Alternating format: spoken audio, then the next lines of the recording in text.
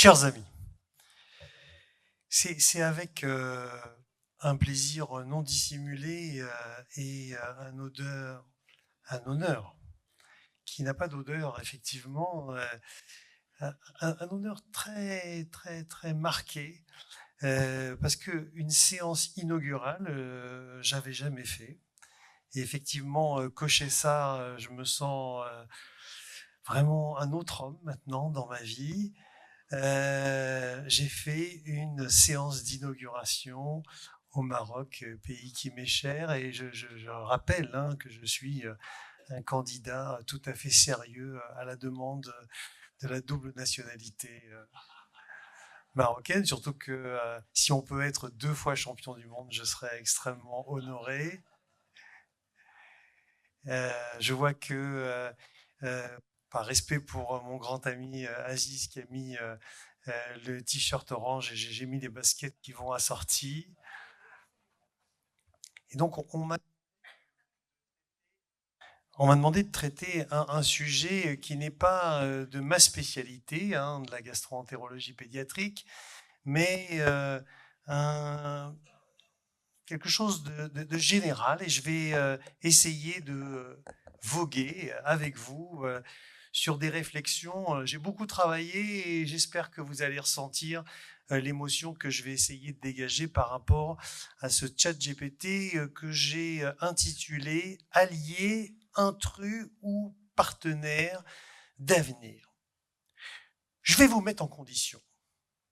Lundi, 9h du matin, box 5, toutes et tous à un moment, vous arrivez en consultation, je vais non pas vous demander de vivre ma vie, mais de vous mettre à ma place, le regard délavé, la mine fatiguée, la voix empâtée. La journée parfois commence mal et on sait qu'elle va être longue en consultation et on sait que les patients qui, par expression, normalement sont patients, le sont de moins en moins. Et de plus en plus, les parents comme les enfants obéissent à la loi de Winnicott qui est que le monde qui leur est présenté, c'est le regard du docteur qui les voit.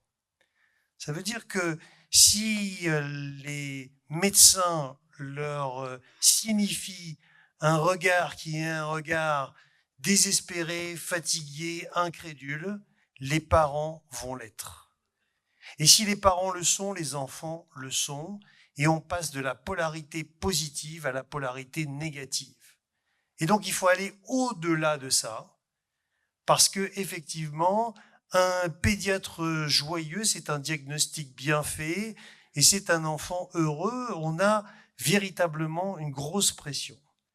Et donc j'arrive 9h du matin, ici, comme moi je pense, vous ne savez pas quel va être votre premier patient, vous ne savez pas quelle va être la symptomatologie qu'il va présenter. Et là, je vois une mère très contenante qui me présente sa fille, Anna, 8 mois.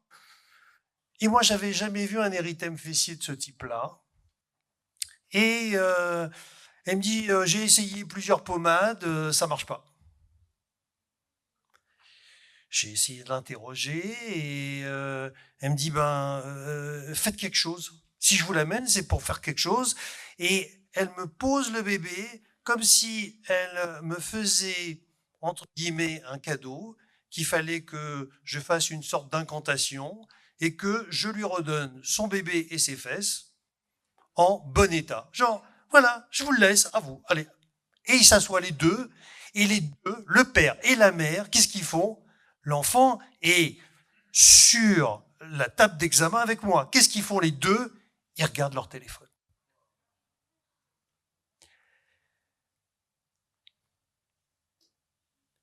Tom, deuxième patient, une demi-heure plus tard, les parents arrivent en disant c'est le 8e médecin qu'on voit, comme s'il m'insultait. C'est comme quand il y a 3 chauffeurs Uber qui viennent d'annuler et que j'engueule le 4e qui lui est venu. Et il me dit, c'est pas possible. C'est pas possible. Notre petit, de temps en temps il se gratte, de temps en temps il vomit, il est inconfortable, il va pas bien, c'est longtemps que ça dure, mais heureusement, maintenant, on sait ce qu'il a et nous aimerions, ma femme et moi, que vous attestiez de notre diagnostic. Eh bien, merci d'être venu. Troisième patient, Denis, qui a, comme vous l'avez vu, un frein de langue. Et les parents viennent, je vous assure, en 2025, au début d'année, ils viennent avec un bistouri qu'ils ont été chercher à la pharmacie et une pommade hémostatique en disant « Écoutez docteur, on vient, on sent que ça le gêne, si vous pouviez couper. » Moi qui suis circoncis quand même, donc le fait de couper comme ça, c'est quelque chose qui me fait, qui est difficile quand même. Et donc, pour la première patiente, j'étais un petit peu dans l'embarras. Je n'ai jamais vu un érythème fessier aussi important. Et donc, j'ai convié la mère et le père à me dire, et si nous regardions les différentes options diagnostiques avant d'engendrer une thérapeutique qui soit la plus adaptée possible.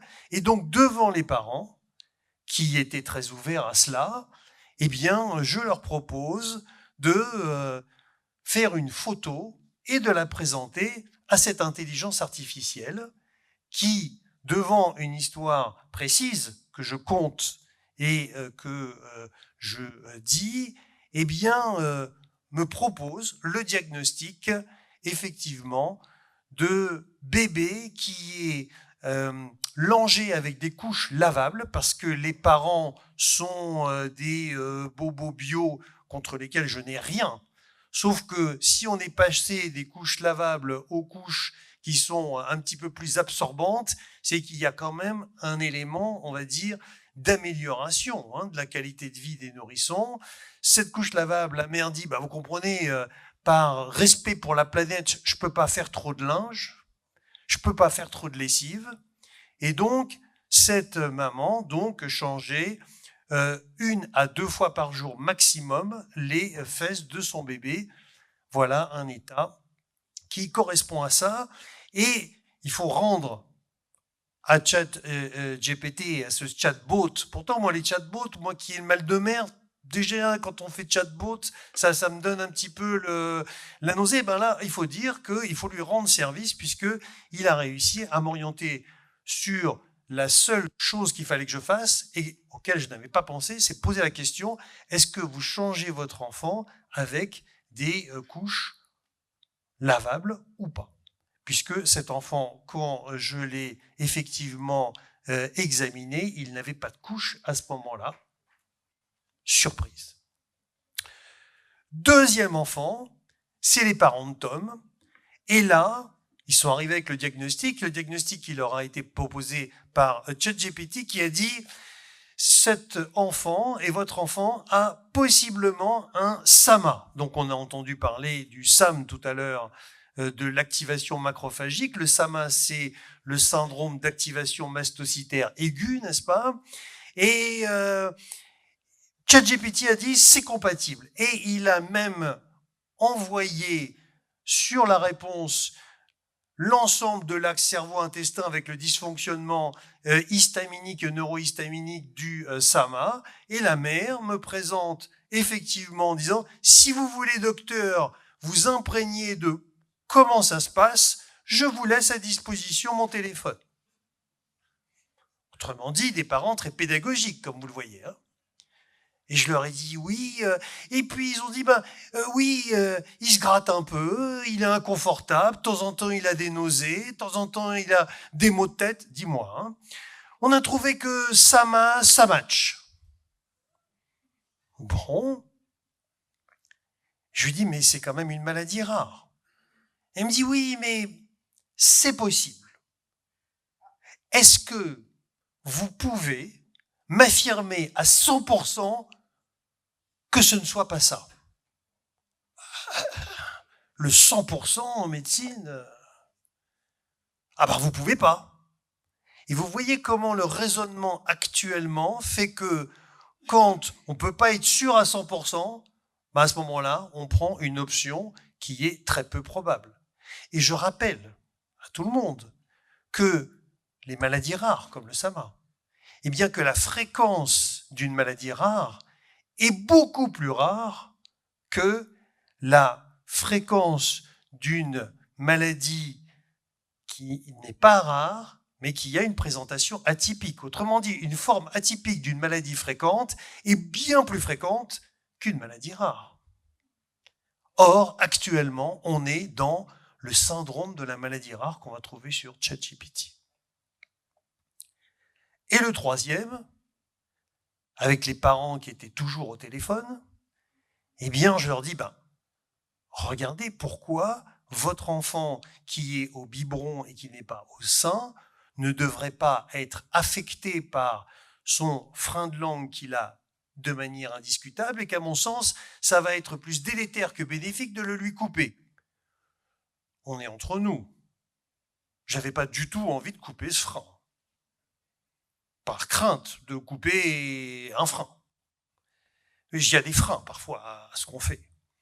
Et j'arrive et donc je leur dis, regardons sur ChatGPT. Et là, à ma grande surprise, et je dois dire dégoût, je vois que ChatGPT, oui, c'est possible. Oui, on peut avoir un frein de langue qui gêne quand on est au biberon, avec un intérêt des frénotomies dans des situations que vous voyez ici, hein, améliorer, réduire les douleurs digestives et le reflux liés à l'aérophagie chez le nourrisson. ChatGPT. Donc je lui dis, attendez une petite seconde, je parle à ChatGPT, je lui dis, mais t'es sûr, parce qu'il y a eu quand même l'Académie de médecine en 2022 qui a fait un commentaire négatif à ce sujet, puis il y a eu la Société française de pédiatrie, et je lui écris ça. Et ChatGPT me répond, il me dit, ah oui, t'as raison.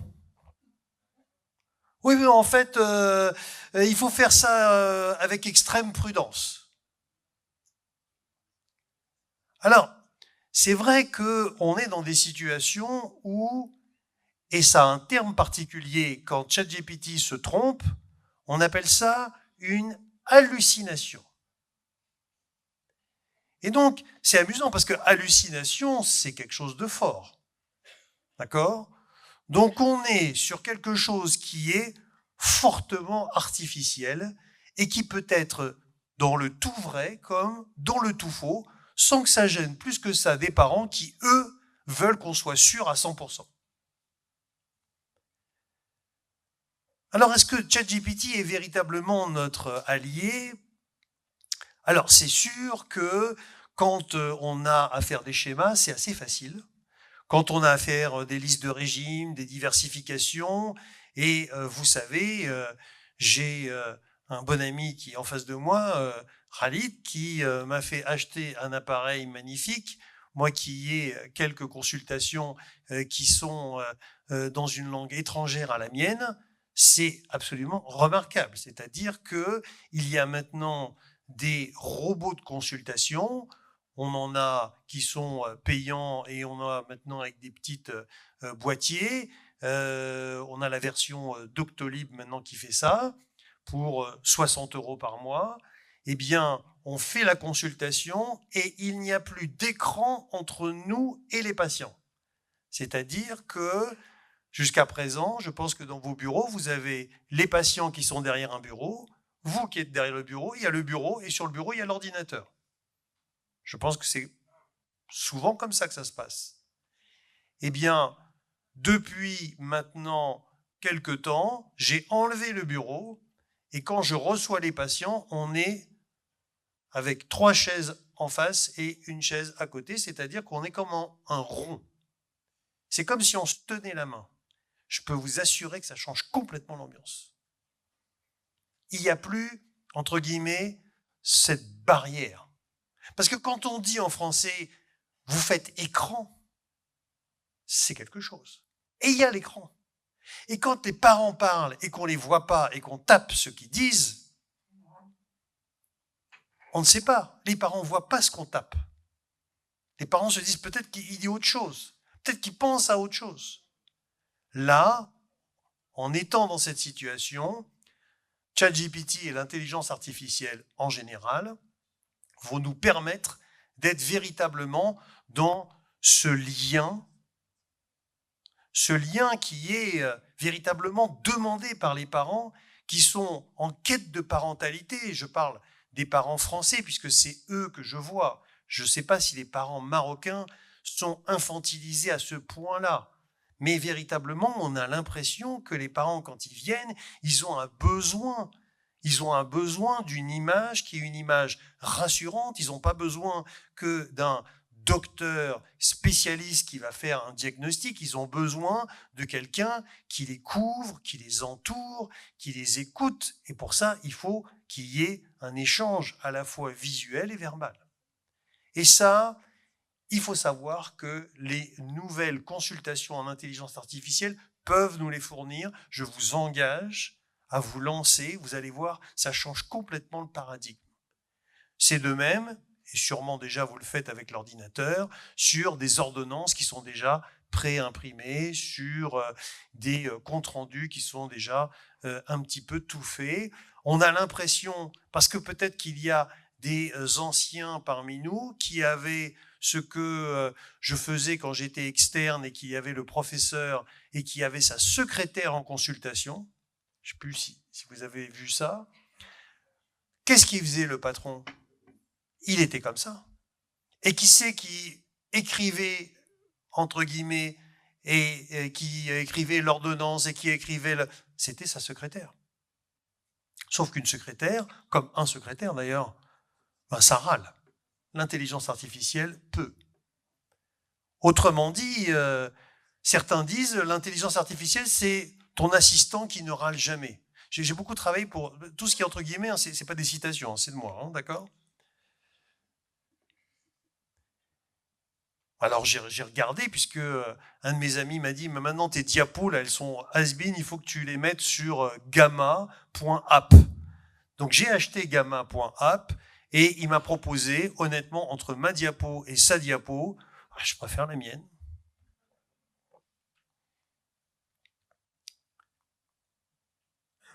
Et puis ChatGPT, c'est quand même quelque chose qui est extraordinaire, puisque j'aime bien raconter toujours cette histoire de ce collègue qui est au téléphone devant des parents et qui sort dans le couloir, qui dit oui, je suis sorti brièvement parce que j'ai un trou, mais il faut que je garde contenance. J'espère que toi tu te rappelles, tu te rappelles de cette maladie inflammatoire Ormiki qui donne des sténoses étagées du grêle. C'est un truc, mais je souviens plus très bien. Je ne me souvenais plus non plus. Mais moi, j'étais devant l'ordinateur. Et ChatGPT, je lui mets, je savais que c'était un déficit, je me rappelais un petit peu, etc. Et il me met directement déficit en CD55.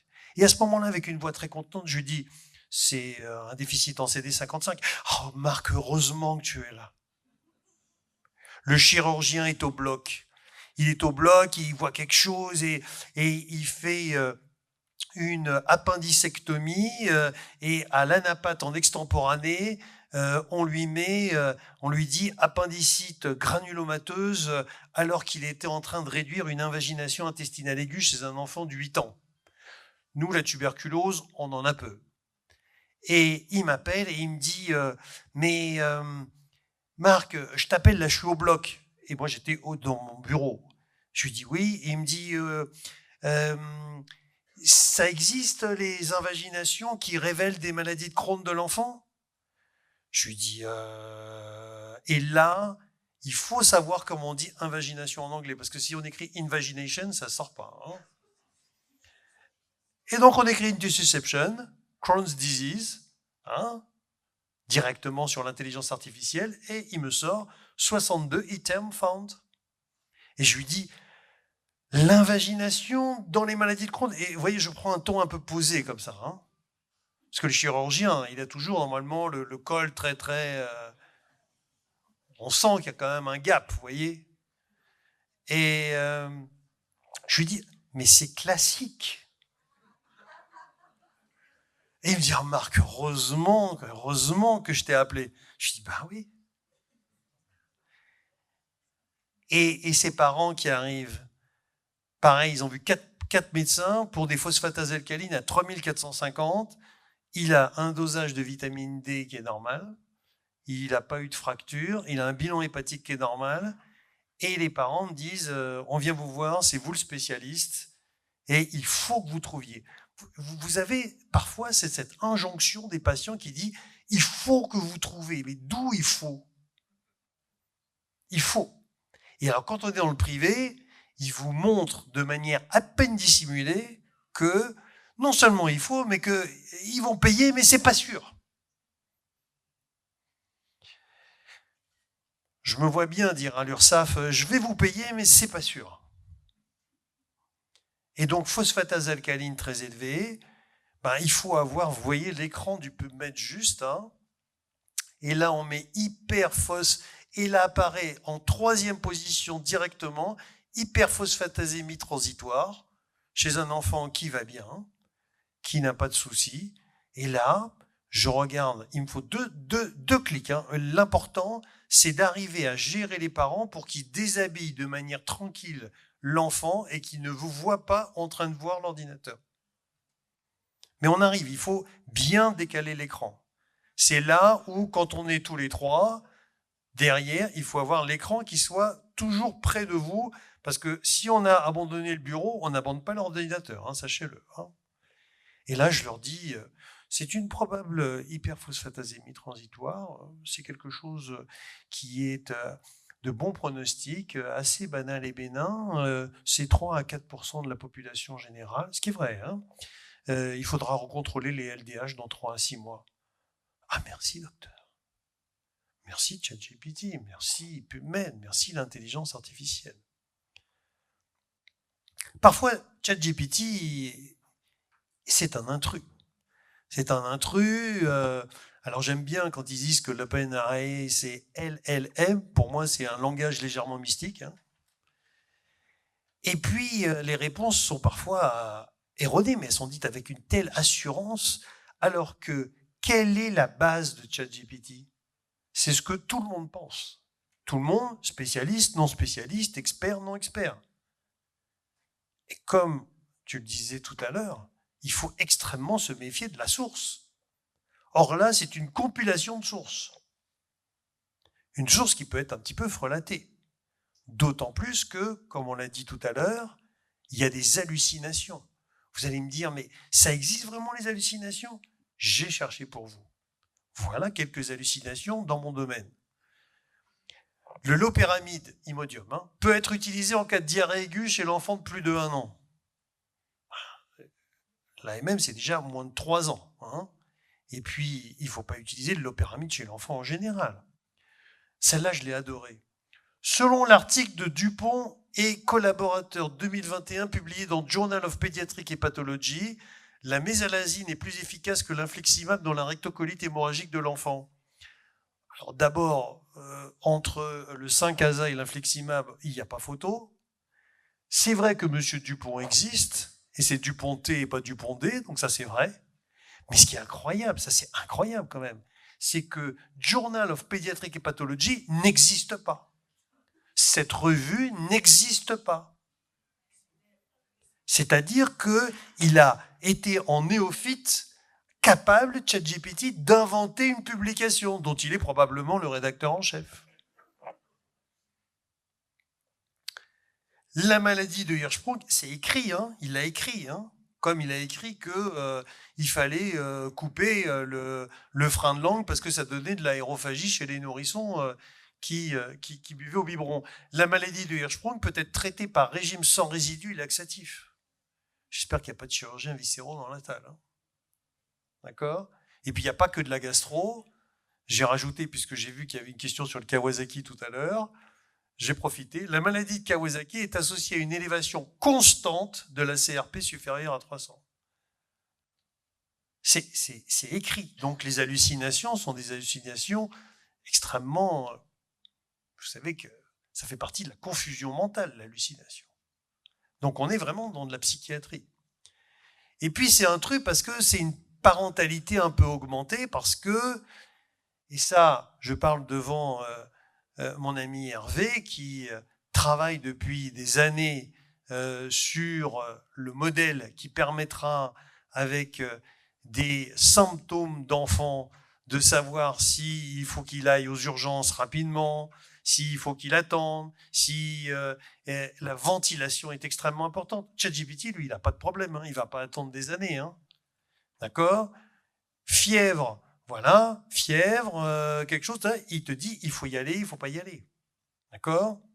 Et j'ai adoré certains symptômes que proposent les parents au ChatGPT, qui disent eh bien, vous allez voir votre médecin et à ce moment-là, vous leur proposez ce diagnostic et il y a 3 hypothèses. Et genre après, c'est le médecin qui voit. Donc, on est quand même sur actuellement 60% des parents qui l'ont utilisé pour des conseils santé, mais à mon avis, ça va être bientôt 100%. D'accord ? Puisque c'est de la médecine à bas prix puisqu'elle est gratuite. Et puis, c'est grave docteur, on ne sait pas. Donc, j'aime bien dire que la première opinion médicale vient parfois d'un chatbot ou du voisin, parce qu'avant, on appelait le voisin.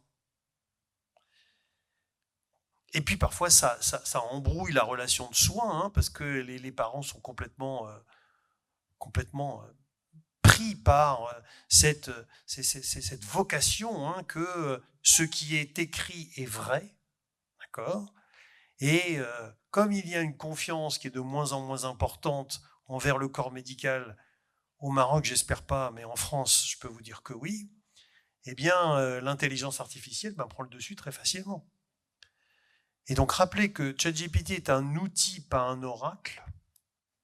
Eh bien, je vous propose de répéter cette petite citation. Et puis, j'ai vu qu'il y avait une superbe conférence qui allait suivre. Qui est responsable ? Quand ChatGPT se trompe, il bug, il hallucine. Quand un médecin se trompe, il va en prison. C'est quand même pas la même chose. Et ChatGPT, il garde ces données, hein, et donc vous ne pouvez pas avoir les réponses d'une question qui a été posée par quelqu'un d'autre. C'est des données qui sont classifiées secrets. Donc, si jamais il y a quelque chose qui passe devant les tribunaux, ChatGPT se range derrière, justement, son secret médical. Donc, je vous ai proposé, on peut déléguer l'information, mais pas la garde à vue. Donc, sur la responsabilité, on voit très bien qu'est-ce que c'est. Et là, quand Gamma App m'a proposé cette diapositive, je la trouve plus fouillie que la mienne. Mais bon. Alors j'aime bien cette phrase, la technologie n'est ni bonne ni mauvaise, mais elle n'est jamais neutre. On est là pour réfléchir ensemble à ce genre de phrase, pour savoir allier, intrus ou partenaire d'avenir. Je crois qu'on ne peut pas faire fi de quelque chose qui est de l'ordre du progrès. C'est bien qu'actuellement nous roulions en voiture et plus en chevaux, et c'est bien que les voitures deviennent électriques et ne soient plus en essence. Et donc, je reprends un petit peu et je vous propose des phrases. J'ai mis du temps à les écrire, donc je vais vous les dire, et puis j'aimerais que dans la discussion, on puisse rebondir ensemble là-dessus. Peut-on déléguer l'écoute, la nuance, l'intuition, puisque l'IA ne ressent ni douleur, ni doute, ni regard, et que l'humanité du soin repose sur la relation? Et si le ChatGPT n'était ni un médecin, ni un parent, mais juste un miroir de notre propre façon de poser les bonnes questions? Et donc, c'est sûr qu'il faut collaborer, qu'il y a un cadre éthique, qu'il faut véritablement faire en sorte que ce soit un outil et pas un ennemi ni le Messie, bien évidemment, et qu'on reste dans à la fois l'humanité du soin, le rester critique et la transformation. Sauf que les parents d'aujourd'hui et de demain, ils sont plus les mêmes. Ils sont plus les mêmes. Alors, peut-être que vous n'avez pas les mêmes au Maroc, C'est pour ça que c'est un peu osé. J'ai préféré l'écrire plus que le dire. Mais comme vous avez compris, Anna, Tom, Denis, là, ces 3 enfants avec ces 6 parents, 3 consultations extraites d'une journée de consultation ordinaire. Et à chaque fois, le même modèle, c'est guidance, réassurance, bienveillance, explication et gestion du doute. À chaque fois. Est-ce que ChatGPT peut nous faire, entre guillemets, cet amalgame?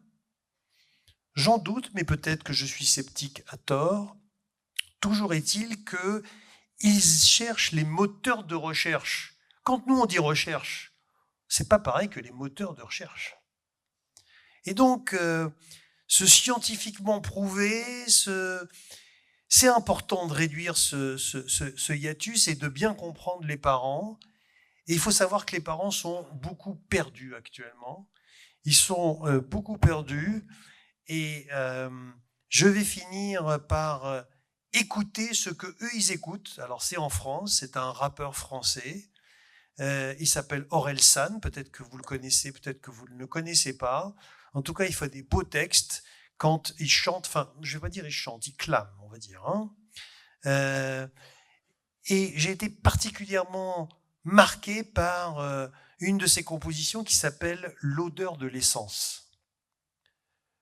La confiance est morte, même en même temps que le respect. Qu'est-ce qui nous gouverne? La peur et l'anxiété.